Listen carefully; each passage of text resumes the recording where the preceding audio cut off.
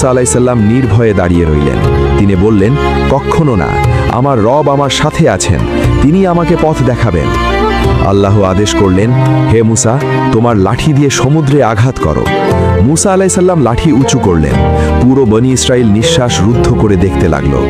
মুসা আলাইসাল্লাম লাঠি দিয়ে সমুদ্রে আঘাত করলেন এবং সেই মুহূর্তে পৃথিবীর ইতিহাসের সবচেয়ে অলৌকিক ঘটনা ঘটল।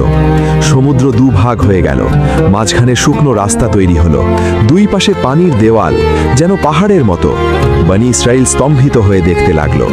মুসা আলাইসাল্লাম সামনে এগিয়ে গেলেন। পেছনে পেছনে লক্ষ লক্ষ মানুষ সেই অলৌকিক পথে প্রবেশ করল। দুই পাশে পানির পাহাড়, উপরে খোলা আকাশ। বনি ইসরায়েলের মানুষেরা যখন সমুদ্রের পথে চলছে, ফেরাউনের সেনাবাহিনী সেই পথে প্রবেশ করল। ফেরাউন রথে চড়ে সেই পথে ঢুকে পড়ল। বনি ইসরায়েলের শেষ মানুষটি নিরাপদে সমুদ্রের ওপারে পৌঁছে গেল। মুসা আলাইসাল্লাম পেছনে তাকালেন। সমুদ্রের মাঝখানে ফেরাউনের সেনাবাহিনী। আল্লাহর আদেশ এলো। মুসা আলাইসাল্লাম আবার লাঠি দিয়ে সমুদ্রে আঘাত করলেন এবং সমুদ্রের দুই দেওয়াল ভেঙে পড়ল। ফেরাউন বুঝতে পারল এ তার শেষ মুহূর্ত। ডুবতে ডুবতে সে চিৎকার করে বলল,